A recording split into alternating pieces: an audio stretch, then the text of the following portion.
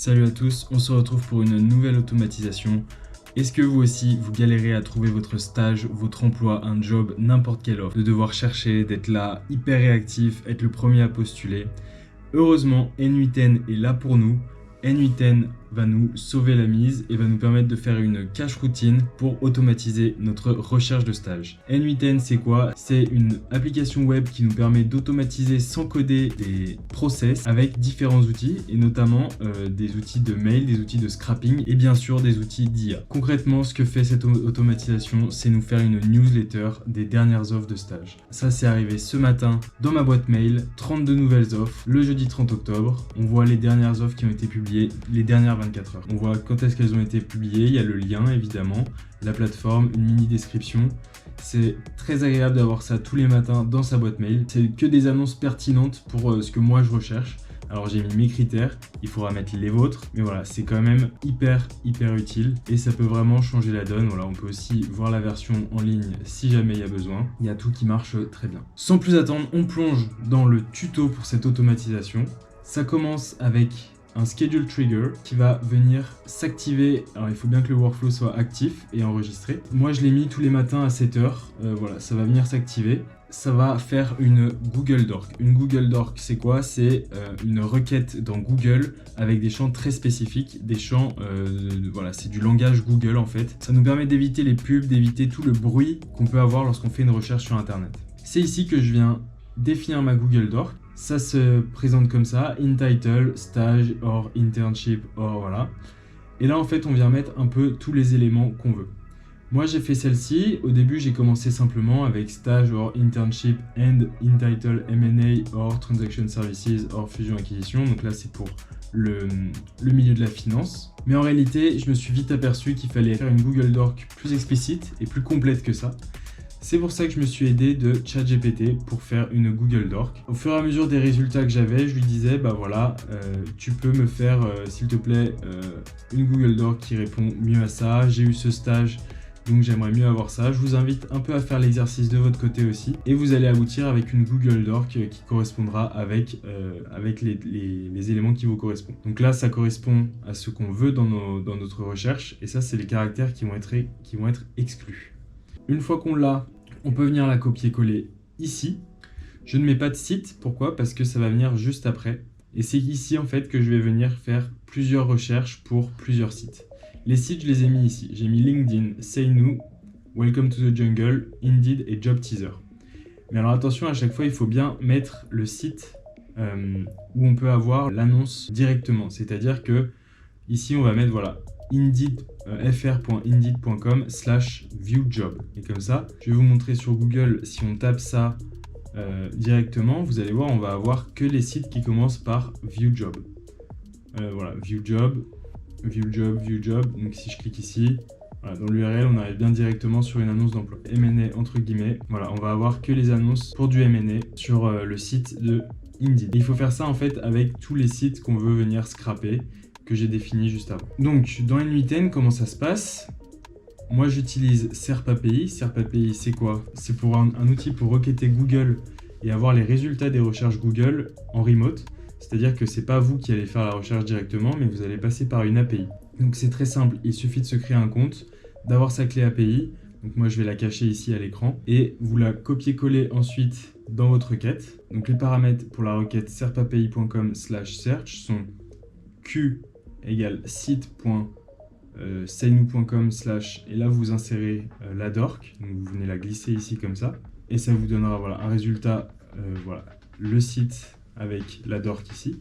L'API key, donc ça c'est votre clé API, numéro 30, ça c'est le nombre de résultats que vous allez avoir pour la recherche, HLFR et GLFR c'est pour la langue, et la location c'est pour le lieu de recherche. Donc si vous mettez France, vous aurez des annonces en France. TBS c'est pour la date de publication de l'URL, la date de création de l'URL. Donc QDR2.D c'est pour les dernières 24 heures. Vous faites ça pour tous les sites que vous souhaitez faire. Donc là par exemple moi j'ai fait Welcome to the Jungle /fr/companies. Donc ça c'est pour avoir directement les annonces sur le site de Welcome to the Jungle sans passer par la page d'accueil, etc.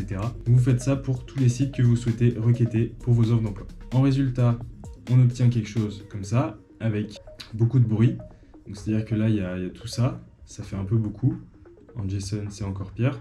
Et c'est pour ça qu'on va venir diviser, séparer les items selon le paramètre Organic Result. Donc Organic Result, c'est voilà, les résultats de la recherche qu'on a eu. Ils sont tous groupés ici. Donc là, le 0. Si on descend un peu plus bas, voilà, on a loupé le 1, mais il y a le 2 ici. Et donc nous, on va venir récupérer ça et les sous-items et les sous-éléments. Et ça va nous le séparer en 5 items. Plutôt que d'en avoir un seul, on va en avoir 5. Et là, c'est tout de suite beaucoup plus lisible. Voilà, donc on voit déjà Stage, Transaction, Services. On va faire ça pour les 5. Donc moi, j'en ai 5 requêtes. À chaque fois, c'est pareil, c'est Organic Results. Et on vient tout mettre dans un Merge Node pour fusionner tout ça. Et on vient les coller les uns après les autres. Donc si on regarde, donc là, c'est en train de tourner. Ils vont tous tourner, donc parfois il n'y a pas de résultat, parce que parfois il n'y a pas de...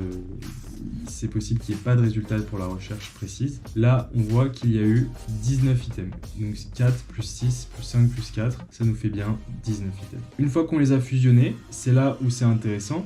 On va pas tous les prendre, pourquoi? Parce que d'un jour à l'autre, c'est possible qu'on tombe 2 fois sur la même offre de stage et on ne veut pas se l'envoyer 2 fois. On part du principe que si on se l'envoie une fois, on la garde et on l'enregistre.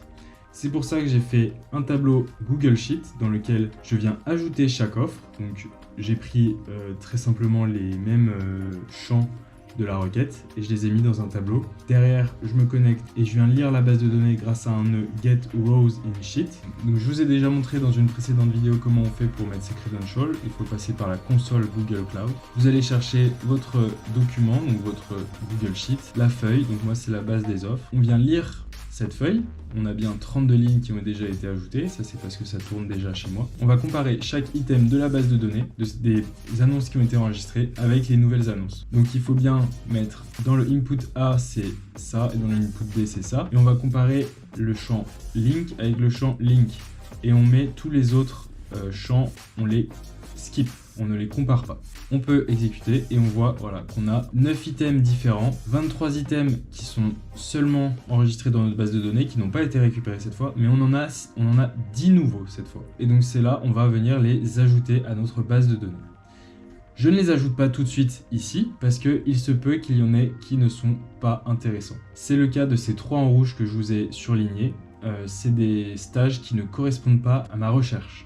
Voilà, consultant administration du personnel, assistant chef de projet, ingénieur quantitatif, ce ne sont pas des stages en finance, donc ça ne me correspond pas. C'est pour ça que j'ai mis une IA qui va décider si on ajoute l'item à chaque fois ou non. C'est un petit agent très simple. Dans le système message, je vais dire relais objectif, tu es en charge de déterminer si cette offre correspond à un stage en corporate finance. Consigne, si un stage correspond, tu mets oui, si ça ne marche pas, écris simplement non.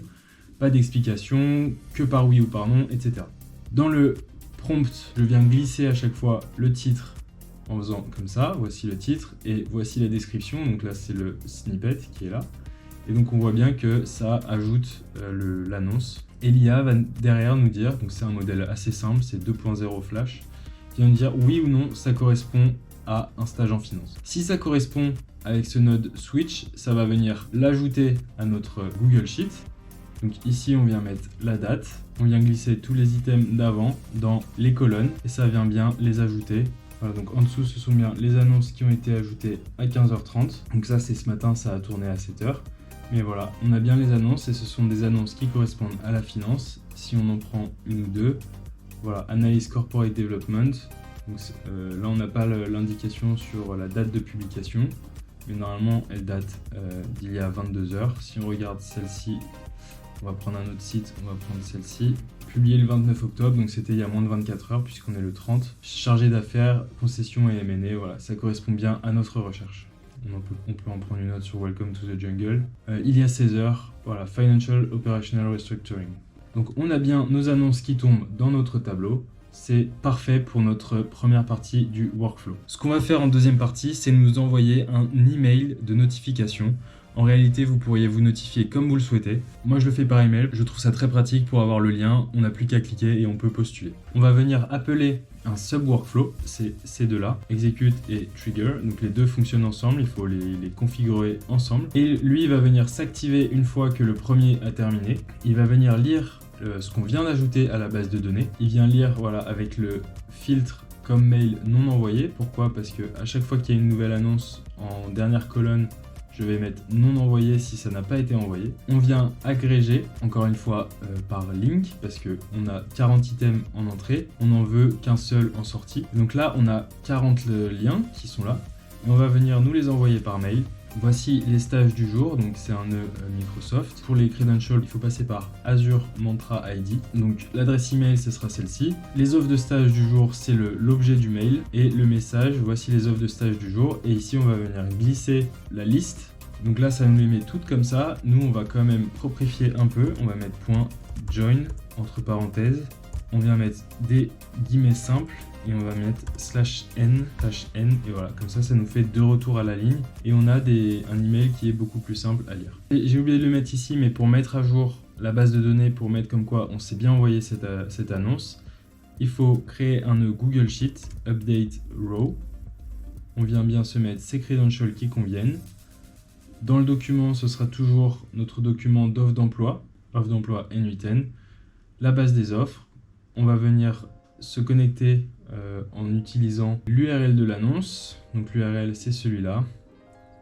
Et on va juste mettre à jour comme mail et on va mettre envoyé à la place de non envoyé. Et le reste, on peut laisser un modifié, un changé. Ça va rien changer à l'annonce. Donc si on exécute, on va voir que ça récupère bien les annonces. Ça nous a envoyé un mail et ça met à jour. Voilà, on a bien tout qui a été envoyé ici. Dans mes mails, j'ai bien reçu toutes les annonces du jour qui ont été scrappées.